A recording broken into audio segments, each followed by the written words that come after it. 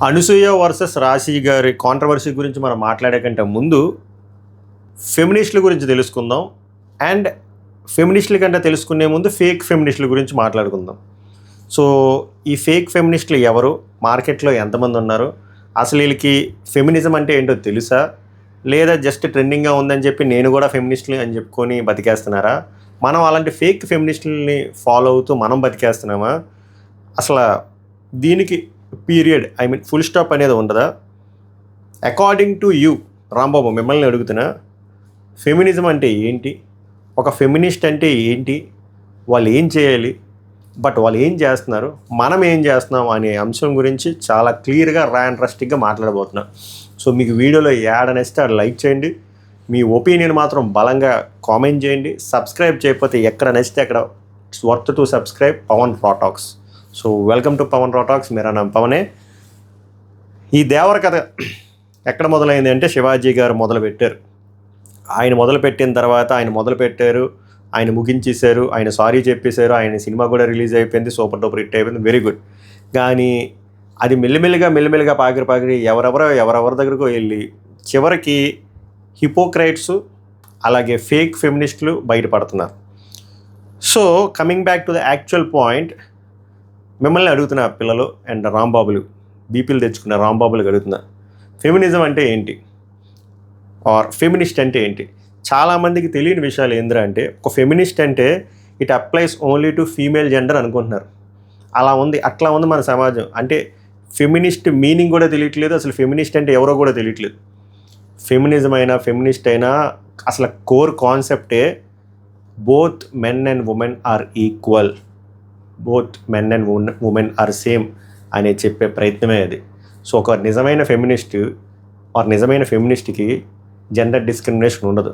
ఒక మగవాడైనా ఫెమినిస్ట్ అవ్వచ్చు, ఒక ఆడవాళ్ళైనా ఫెమినిస్ట్ అవ్వచ్చు. బట్ ఇక్కడ కాన్సెప్ట్ ఏంద్రా అంటే, వాళ్ళ కోర్ కాన్సెప్ట్ రైట్స్ కోసం ఆడవాళ్ళు మగవాళ్ళు సేమ్ అని చెప్పే ప్రయత్నం, ఆడవాళ్ళు మగవాళ్ళకి సేమ్ ఆపర్చునిటీస్ ఉండాలి, సేమ్ రెస్పెక్ట్ దొరకాలి, లాస్ కూడా సేమ్ పని చేయాలి అనేదే ఈ కాన్సెప్ట్. కానీ మార్కెట్లో చలామణి అవుతున్న ఫేక్ ఫెమినిస్టులకి వాళ్ళు ఎలా యాక్ట్ చేస్తున్నారంటే, ఫెమినిజం మీనింగే మార్చేసి ఫెమినిజం అంటే it applies only to women, feminism అంటే ఒక డామినెన్స్, మెన్ మీద ఒక డామినెన్స్ చూపించే ప్రయత్నం మీద ఉన్నారు తప్ప యాక్చువల్ ఫెమినిజం అంటే ఏంటో మర్చిపోయారు చాలామంది. అలా చాలామంది ఫేక్ ఫెమినిస్టులు చలామణి అవుతున్న కాలంలో అనసూయ గారి గురించి మనం మాట్లాడదాం. చాలామంది ఫేక్ ఫెమినిస్టులు ఉన్నారు, అందులో ఒక ఫేక్ ఫెమినిస్ట్ అకార్డింగ్ టు మీ అనసూయ గారు. దానికి నేను జస్టిఫికేషన్ కూడా ఇస్తాను. నేను చెప్పాను కదా, జెండర్ డిస్క్రిమినేషన్ అనేది తేగకూడదు. కోర్ కాన్సెప్ట్ ఒక ఫెమినిస్ట్ అనేవాడు ఆడవ్వచ్చు లేకపోతే అమ్మాయి అవ్వచ్చు, ఎవరైనా అయితే. చెప్పాను కదా, both are same, both are equal rights, equal respect.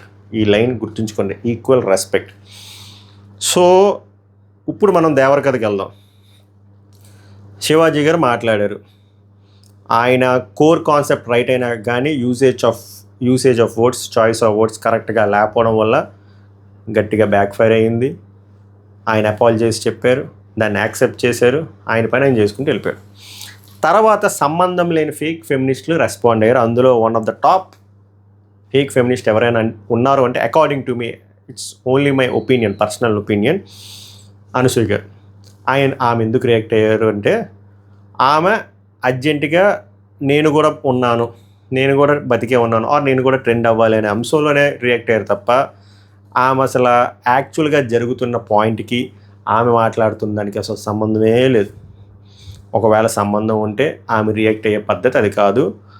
Are ఆమె ఇంతకు ముందు చేసిన పనులు ఆమెకు తెలిసినా కూడా, కాన్షియస్గా ఉన్నా కూడా ఆమె రియాక్ట్ అవ్వరు. అరే మనమే కరెక్ట్గా లేవురా, మనం కరెక్ట్గా లేకుండా ఒక హిపోక్రేట్లో మనం ఎలా మాట్లాడతాం, మనం ఒక ఫేక్ ఫెమినిస్ట్లో ఎలా మాట్లాడతాం అని చెప్పి ఆ మనస్సాక్షికి ఆమెకు తెలియాలి. బట్ తెలియదు.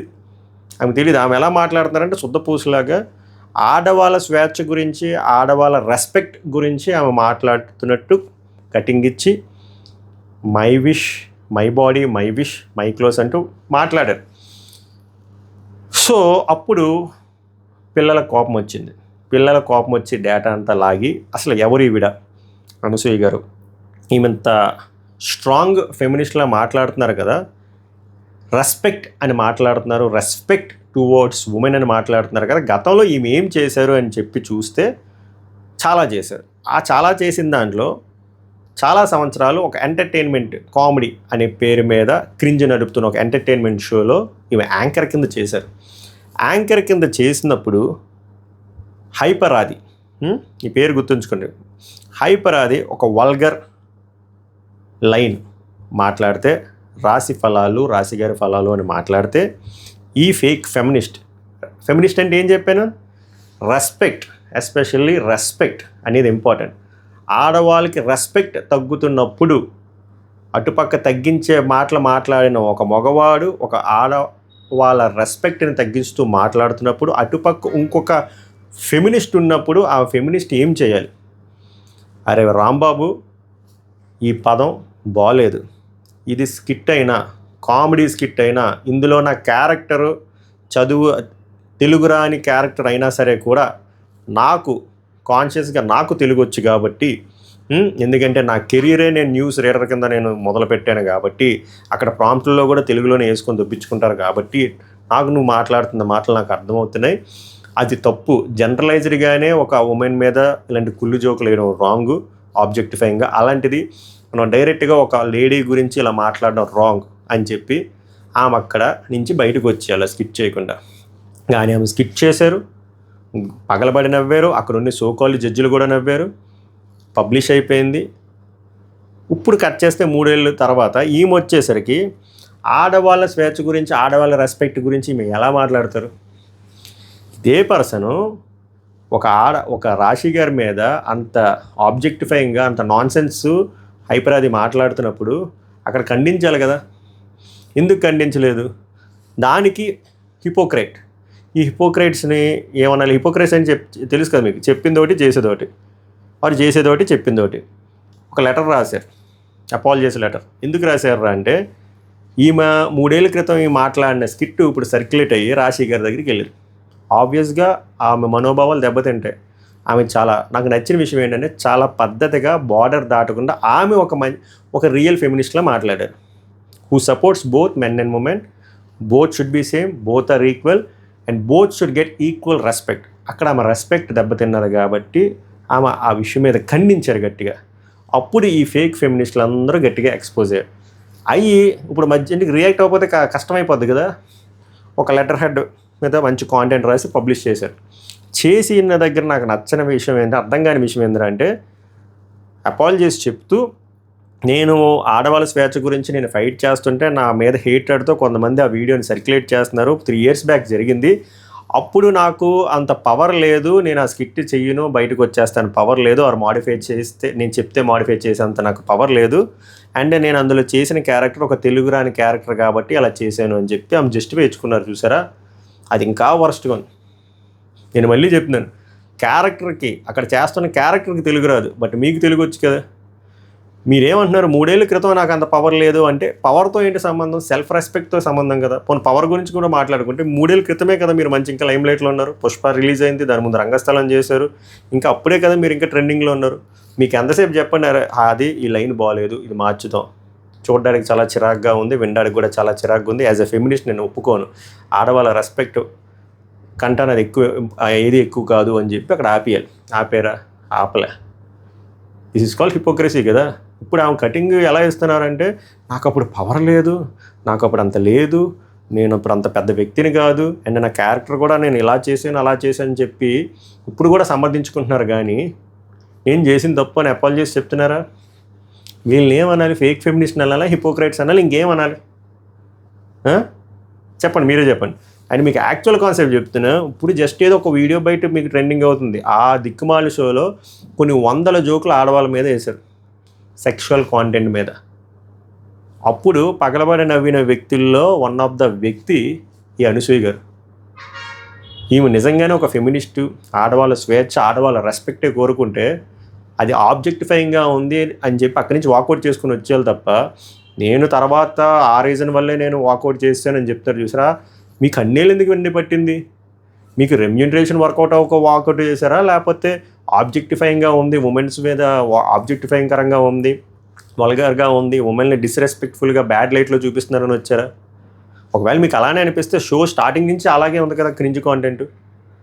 So these are all call hypocrites. ఇప్పుడు వచ్చి ఒక పేపర్ ప్రెస్ నోట్ రిలీజ్ చేసేసి సారీ చెప్పేస్తే సరిపోద్దా? చెప్పండి. ఇప్పుడు శివాజీ గారి మీద మీరు అంతా విరుచుకుపడ్డారు కదా, మరి మీరు చేస్తుంది ఏంటి? చెప్పండి, మీరు చేస్తుంది ఏంటి? నాగబాబు గారు శివాజీ గారి మీద అంత విరుచుకుపడ్డారు కదా, మరి ఇప్పుడు ఎందుకు విరుచుకుపడట్లేదు అనసూయ గారి మీద కానీ హైపరాది గారి మీద? నాగబాబు గారు అన్ఇంటెన్షనల్గా సామాన్లు అంటేనే మీరు అంత రియాక్ట్ అయ్యారు. ఈయన ఒక పర్సన్ పేరే చెప్పారు, ఆయన జనరలైజ్డ్గా అంటే డైరెక్ట్గా రాశి గారి పేరు తెచ్చి రాశి గారి ఫలాలని చెప్పి అంత డీగ్రేడింగ్గా మాట్లాడినప్పుడు why didn't you react on Hyper Aadi? Why didn't you react on Anasuya garu? అంటే ఒక్కొక్క పర్సన్ బట్టి ఒక్కొక్కలాగా మీ ఒపీనియన్ మారిపోద్దా నాగబాబు గారు?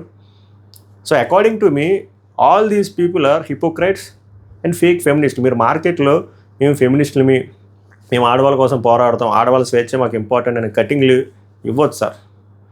ఓవరాల్గా నేను ఇచ్చే మెసేజ్ ఏంటంటే, బేసిక్గా నేను మెసేజ్ ఇవ్వను, ఎందుకు ఇవ్వాలనిపిస్తుంది. ఫస్ట్ ఎవరైతే ఈ ఫెమినిస్టులు అంటారో ముందు దాని మీనింగ్ తెలుసుకోండి. మీనింగ్ తెలుసుకుంటే మీకు అర్థమవుతుంది. అట్ ద సేమ్ టైం మార్కెట్లో ఇలాంటి ఫేక్ ఫెమినిస్టులు చాలామంది ఉన్నారు. వీళ్ళ దగ్గర నుంచి చాలా దూరంగా ఉండండి, చాలా హెల్ప్ఫుల్ అవుతుంది. లేకపోతే మీరు కూడా వీళ్ళగా ఫేక్ ఫెమినిస్టులు అయిపోయి హిపోక్రైట్లు అయిపోయి మీరు కూడా మొగ్గలేసిపోతారు.